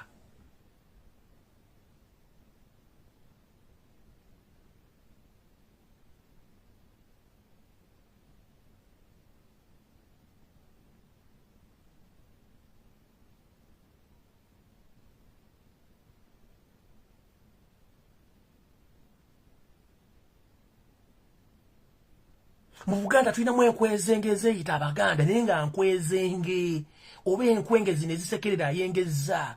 Yensonga lwaki owulira nti mulimu enkwenge ejja evuma Muganda munne waayo, mulimu enkwenge ng'erwanyisa Omuganda. Kati ate oba Omuganda olwanyisa Muganda munno gwe baakutuma manya bagakutuumira wa? Kimbuuza olwanyisa Kyagulanyi Robert Sentamu era okera ku makya n'omuvuma from Monday up to Friday. Naye nga omusajja gwe bayita Asiimwe, omusajja gwe bayita Kamugisha, omusajja gwe bayita Musinguzi tasobola kuvuma Robert Kyagulanyi Sentamu. Kati zino enkwezenge, enkoolimbo ezaaleetebwa mu Buganda zinnakyeyitiza ezeefuula nti Baganda nga ne mugamba tambula ng'Omuganda tasobola kutambula dde ekigere ekimu n'akiggusa naye nga beetuma amannya Amaganda. Bumugebuge mitambula ng'Omuganda tasobola kutambula nga manya ira ga Kiganda. Beba batuvuma n'akuvuma from Monday up to Friday nga kyakuvumira nakimanyi n'atakimanyi nti Obuganda babuyita Buganda. Weebuuze lwaki abantu abasinga okuvuma Kyagulanyi Robert Sentamu Baganda. Weebuuze lwaki abantu abala mu meeting ezijja Bwakabaka bwa Buganda beyita Baganda. Genda obanoonyereze ku si Baganda. Bateekawo olukiiko lwa Buganda mu Parliament tulina okwogera ensonga za Buganda bukyanga luwera myaka 35. Olukiiko lwa Buganda lwe baalonda obakulembeze olwababeera mu Parliament baali baleese kiki baali bakozewo the project ebiisa enkoko mu Buganda. Just answer me. Buganda caucus for 35 years. Which project have you initiated in Buganda? Kingdom. Even if a poultry project in Buganda is nowhere to be seen. Keribe duwaliro nga limu empiso 3. Buganda caucus. Chiche mulaze mu Buganda. Nowhere. But if you start to recognize these people, munzani, amajja gange nze Ruth Nabbanja. Mubuuze Ruth Nabbanja tambula ng'Omuganda. Ogenda gwawe ekigo. Amanya gange nze Ruth Nankabirwa. Mubuuze Ruth Nankabirwa tambula ng'Omuganda. Ogenda gwawe ekigo. Ajja kukoma kusima ekitawo Sentamu. Ekitawo Sentamu amanya bagamutuuma. Musajja Sentamu yagamutuuma. Buuze Ruth Nankabirwa gwani. Buuze omukwomu obabuuze obuvubo n'obudde bulitagenda mwola bakuba namuntu balabika ku mukolo gya Buganda. Nenga baga Abaganda. Okitegeera?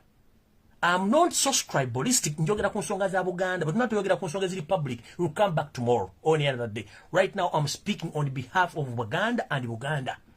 Ebyomunju tebitottolwa naye tulina obyogera kubanga ate ali kutambulira ku sibira y'amenvu. Okitegeera? Agweewuunye soka weebuuze. Abasoga tebavuma Rebecca Kadaga. Oluzo akoze ebikyamu bingi nnyo against their tribe Basoga. Abanyankole tebavuma Museveni bamuvuma ng'no wakubalenga agambo tribe betamuvuma. But kisange wali waffe wakati mu Katogo mu Kibeero ewali buli muntu yenna amanya ganyenze gwe kuba amanyi okwogera Oluganda n'alyoka akuvumira omusajja Omuganda n'amwogoloza bw'ati negaga Muganda oyina tukala okuvuma Ssaabasajja Kabaka ekigambo ekinene bwe kiti naga nti ndi Muganda naga Ssaabasajja Kabaka talina maanyi mu Buganda ninga ettaka kwayimiridde amanyi bajjajja ne bajjajja ba Ssaabasajja Kabaka aliko balwa n'ettaka wakubira empi wayimiridde takimanyi. Navuma Abaganda takimanyi Omuganda munne gwavumye aliko buvuno obuddo takimanyi. Weebuuza bano bategera lunaku ki? Bwe ziba Mbogo yatuloga ali ku munala waggulu ekkoola embuga aziwanise wallahi tusaana okwesamirira tuddeko ewaffe tumanye ki ekituufu ekyatuukawo. Abatulala basajja batamanya ngamba bagwira mu State House Baganda ne mutunda Obuganda kiki mwagala? Kiki mwagala? Tubagambya n'omusajja mugwira yajja alomba yagira kuluma nga ajja alomba ali mu Buganda ali mu Uganda agimazeewo. Olina akezempo mumbo mu State House amanya gange nze gundi ante kati Robert Kyagulanyi Ssentamu atatufukidde ekizibu ate nange mbadde njala kubeera kino kyobera obeerako ekintu ono bata okibeere ne bw'ofuuwa emmindi n'amatu ne gakunyooka. You can't be.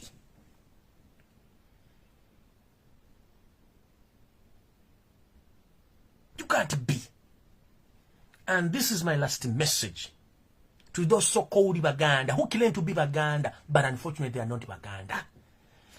The so-called Muhammad Nsereko, whom I know as Nyereko Muhammad, please zip up your big mouth. Although tell us that you are originally Nyereko Muhammad, but stop fooling around that you are Muganda fighting against your fellow Muganda. Stop that. And the others, I just want to mention your name, Nsereko Muhammad.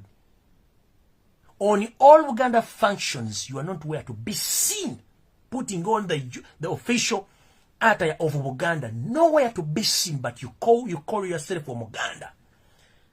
Right now, you are abusing and planning the dirty games against your fellow Uganda, but Kyagulanyi Ssentamu, because you thought at one time you are going to be bigger than him right now. Let me tell you one thing, my brother. These things are not the same. You might think that you are bigger than Robert Kyagulanyi Ssentamu, but you don't know what you are playing with. Kitegera. Tomanyi ky'ozanyisa.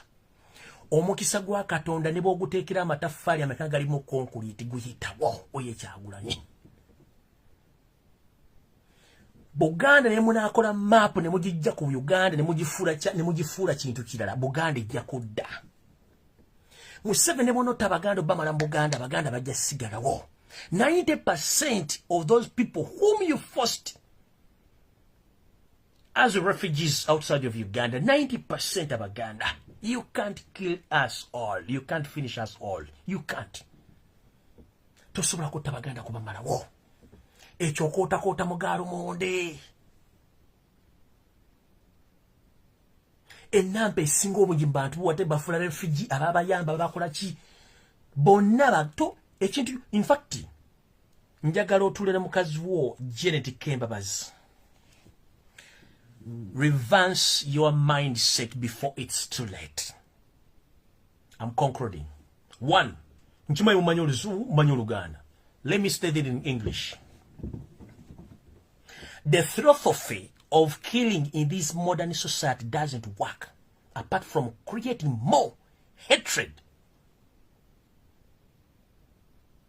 In this 21st century, the only thing which can solve unsolved problems is to negotiate with your fellow citizens. But if you go against your fellow citizens, that means you are creating more hate.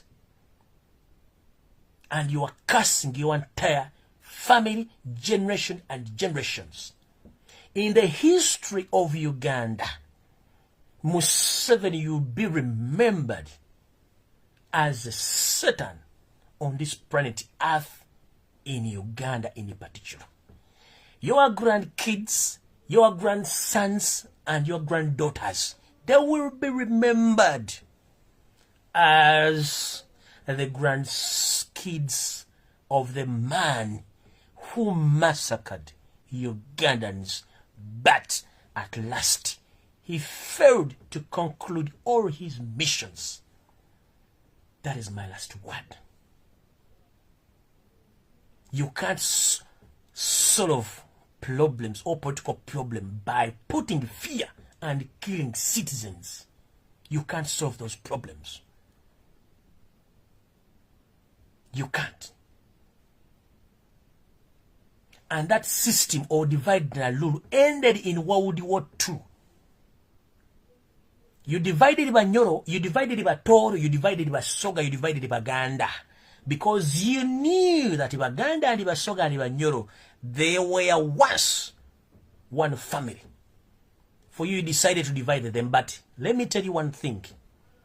Of all people in those kingdoms, once again, they will unite and they will gain their sovereignty. I'm telling you. And you will not be anywhere. I'm telling you. And those so-called intruders, the Banyarwanda, you've created a bad image to the tribe called Banyarwanda in the Great Lake region, including Uganda. If someone after your government mentioned that I'm Banyarwanda, he or she is going to face it laugh. Remember, we are mature people and we don't forget. We ever tell these our parents, our sisters and our brothers, it's good right now they have woken up and they know each and everything which is taking place in Uganda. They know that people are kidnapped, people are killed, our king is in trouble, the Mayiga Katikiro is a mafia, everyone in the government is a mafia, corruption is corruption. So the system is in a catastrophe. We are in the system of Kwagamaya, everything is upside down. Now people know exactly what is taking place in the country. But let me tell you, you are creating enmity and hate over the tribe known as Banyarwanda. You are creating more problems to Banyarwanda. Because you know, we know that you are Omanyarwanda, pure Omanyarwanda. And we have all your history. You fail to be satisfied with whatever you have right now. You still think that killing will solve all your mysteries. You can't.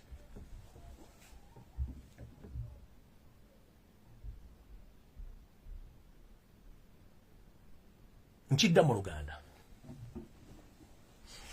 Museveni Yoseri Rutabaisirwa Tibahaburwa mutabani wa Karekezi.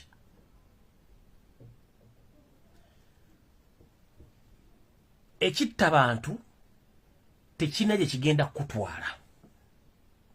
Ate okutta abantu tekijjaawo mizozo buzi wonna buli mu Uganda nedda.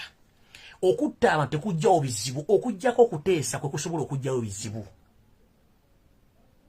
Kitegedde? Olwaleero wakozesa enfuga eyabuzaabuza ofuge n'okozesa ensimbi z'omuwomusolo mu ngeri gy'oboyagala. Essawa zino wayawula abasoga, noyawula abatoolo, noyawula abanyanko, noyawula abakiga, noyawula ne bunyolo ku bantu bonna. Obudde bugenda tuuka nga Museveni budde butuusa ogende kubanga ogenda. Abantu bano bajja kuddamu beekwata ekitule baagala eggwanga lyabwe. Era bajja kubanga we bali naye ojja kuba osize ensigo ey'obukyayi eri eggwanga lye bayita Abanyarwanda. Era kirijjukirwa mu byafaayo bya Uganda nti gwe musajja eyajja n'oyingira mu ggwanga n'otabannansi okubola obbamalawo ne baakulemerera. Ojja kuba osize ensigo eri abaana abazzukulu abajjwa abazzukulu bannakabiri bannakasatu bonna. Buli muntu alibeera wali baga nti jjajjammwe yali mutemu Ssaabatemu eyatta Abaganda okumuwa obbamala mu Uganda ne baamulemerawo. Ekyo ekigambo wali essawa zino nkimanyi Natasha ondaba, Precious ondaba, Dayano ndaba bino ebintu bimanyi naye bigenda baletera ebizibu ne bwe mba muli ludda wa gye musuubira okuddukira bannayuganda gye bali gye musuubira okutwala ebibugagga byammwe bannayuganda gye bali ekintu kye bayita ekikolima ekisikire kiri ku ggwanga lye bayita ery'omunyarwanda tekirivaamu bulamu bwaffe ate tuzasiga tukijjukira naye mujjukire abantu bemutayagala bannayuganda bababeererawo mu kaseera akazibu Museveni nga tolina kyakulya Museveni tolina wosula Museveni tolina wa luganda lwo Janet tolina nnyoko Janet tolina kitaawo Samu Kutesa tolina nnyoko tolina kitaawo Amama Mbabazi tolina nnyoko tolina kitaawo mu Uganda Salimu Sale tolina kitaawo tolina nnyoko mu Uganda mwenna muhoozi temulina kye mulina mwajje mujja mu Uganda bannayuganda bababeererawo Musa abalugwala mbamaze ku planet Uganda Musa abasoga mwagala batta bakala mojja mbase mbamaze kiki kye mutayagala ku nsi kuno kimwakima mu nsi muno kiki mwagala nnyo kiki mwagala nnyo kyembuuza mwagala kinayi nze kubona akaseera kano wano wendi nga nkimanyi nti ebigambo byenjogera biriwerawo ebbanga lyonna naye nkimanyi nina ebbanga lingendo tuuka mbe nga nzirewo eyantonda kiki kyendese mabega ekirinjogerwako kubanga nkimanyi Bibuli etugamba nti omusango guli kusalirwa okusinzira ku bikolwa byokoze ku nsi nkiddamu Bayibuli nze gyenta Bibuli ya mu Luganda egamba nti omusango guli kusalirwa mu maaso g'oyo namugerekera kutonda guli kugerekerwa okusinzira ku bikolwa byokoze ku nsi bala kiryolese ku nsi ntuula ne neefumitirizamu nti abagagga bangi babadde ku nsi nga balina buli kintu kyonna ekyetaagisa ku nsi naye olunaku lw'ofa lw'omanya nti obadde kyeneena ku nsi teryakwagala abakaba bagenda kukaaba naye teryasigala we bakuziise njagala ombuulire mu nsi yonna mukazi ki mwana ki eyasigadde mulimbo senitale oba ku malaalo ga kitawe ne nnyina ng'akaaba nga nakati kwali wadde yali amwagala nnyo njagala ombulire ku malaalo ga muntu ki kabeere Queen wa Bungereza kabeere Hitler kabeere ani kabeere Saddam Hussein kabeere Muammar Gaddafi nga waliyo ku saazi nali ku sementale yateeka ombulire akaabira mbambi wafa yagenda libatu mwa taliyo the moment kasitofa omaze nengo okimanyi ne bono bettako dimala mu Uganda oyina nnya ku mukaaga woko mato sukkawo ensimbi ze mulina ezimu ze mweyalira ezimu ze mukola ze mufuuyira zonna tolina woogenda zitwala ensi tebeemazaamu kino muyina kimanya ensi tulina junyumirwa olaba Uganda ebalemye okufuga nakugamba Yoseti bahabula omutani wa Kalekezi Uganda eringa omukazi akwagala bannayuganda balinga omukazi akwagala ne bw'oleeta entula agenda kusanyuka ne bw'oba tozze na ssente agenda kusanyuka naye omukazi nga takwagala ne bw'onoleeta ennyama nga yayagala ssente tajja kubeera wajja kuno bagende olaba Uganda munnayuganda Museveni akulemye okumanejinga tolina kyosobola kumanejinga in fact it was a mistake and we regret and we hate our grandees who made the mistake of sheltering you and entire family of yours. They made a big mistake. And that's why all Ugandans we are suffering because our grandees made a mistake of sheltering you. If it wasn't them, twandibadde tuli wala nnyo labeggwanga Dubai twaliwako obuyambi Singapore, Malaysia, Hong Kong twasigala luddawa. This is the question. Twasigala luddawa.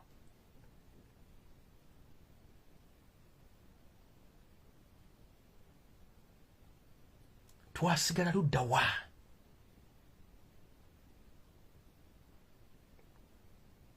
Museveni, think twice before you destroy our nation. Pass through all your older records. Calculate each and every word you used to say. The Baganda right now, whom you are assassinating and whom you are killing right now, one time they invited you in Ibulange. During one session, they even nicknamed you and gave you a certain clan of Vente. You were even introduced to a clan leader. in which part of Uganda, in which part of the world, where someone can even love you to the extent they give you names, they even introduce you to a clan as their own. But right now, the people who sheltered you, catered for you, they are the one right now you are assassinating and killing. Why?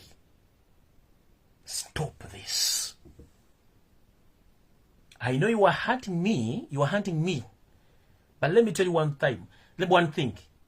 Time we are going to be tools. But as we speak right now, I'm still around. I think just segeranga ajogera. Ari tugenda tutta fenna, tojja tumala fenna. Manyi nti mu nsi yonna ogenda kukozesa ssente zeetaagisa okuddugaza amanya gaffe. Okuddugaza Robert Kyagulanyi Ssentamu amanya. Okugula buli ekyetaagisa okulya mu nsi yaabwe olukwe. Ejja sigala abantu abakyalimu empeke emera. Bagenda kununula eggwanga eryo. Naye nfunzika ngamba ekikolimo kyolekedde eggwanga lye bayita Abanyarwanda mu Uganda. Ekikolimo kyolekedde abaana n'abazzukulu. Tekirivaawo ku likodi.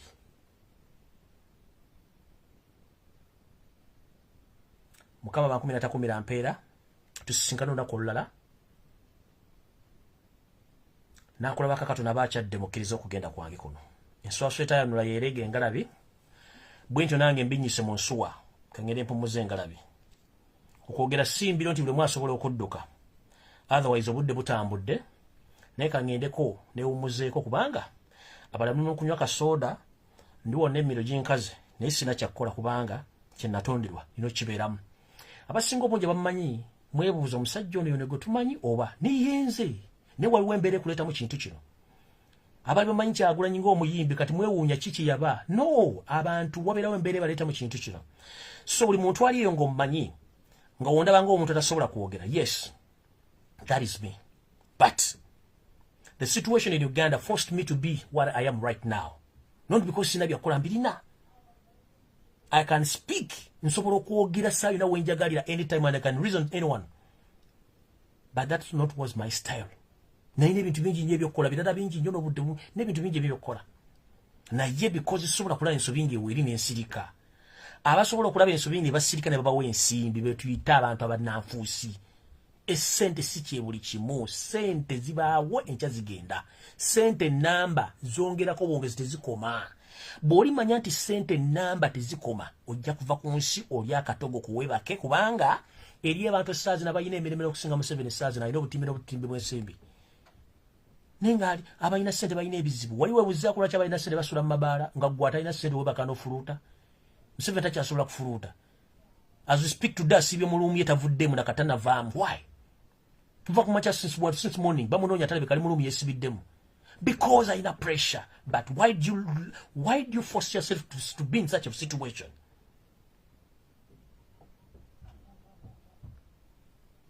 Abantu bamanyi tebamanyiza yo kajubigo tumanyi Lumbuye nti yoyo. Kubanga tebamanyidde mu kino ekintu. Nzire bonsanga wantu nga tudonze noga nti siye. Zembera ku byange birala nnyo. Nabankubira masimu mu manyi naga nti awo Lumbuye yayogera. Noga si ono. Kale teka ko video nondaga wow. Not because struggle olunagwa nga Kyagulanyi president. Ngenda teka wansi ebyokulwanyisa ngire kule kubande manye ebintu bingi nnyo ebyokukola. Tojja kunsanga mbino. Naye nali sobola kutula ng'eggwanga lyange lisaanawo batta abantu ng'eggwanga lyange ligenda saanawo nga ntunda nsobola kikola nga nsobola okwogera. Ate sobola ddiyo amu kati gwali yagezaako okunvuma oba okola kyoyagala. Please, you are free to do so. Let the world judge. Who is fooling who? I don't fool anyone here. You understand? I don't fool anyone here. Because I'm fighting for my nation.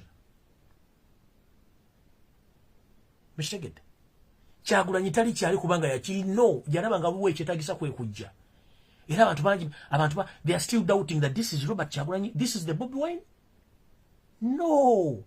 Because Katonda yamula namuga Robert Kyagulanyi Ssentamu Bobi Wine nti vambwa Bobi Wine kati nkwagala wali Robert Kyagulanyi Ssentamu ogenda fuga Uganda. Over manga the people of in Uganda balu Robert Kyagulanyi Ssentamu. Why? Katonda amanyi lwaki. Mukama bankuumire.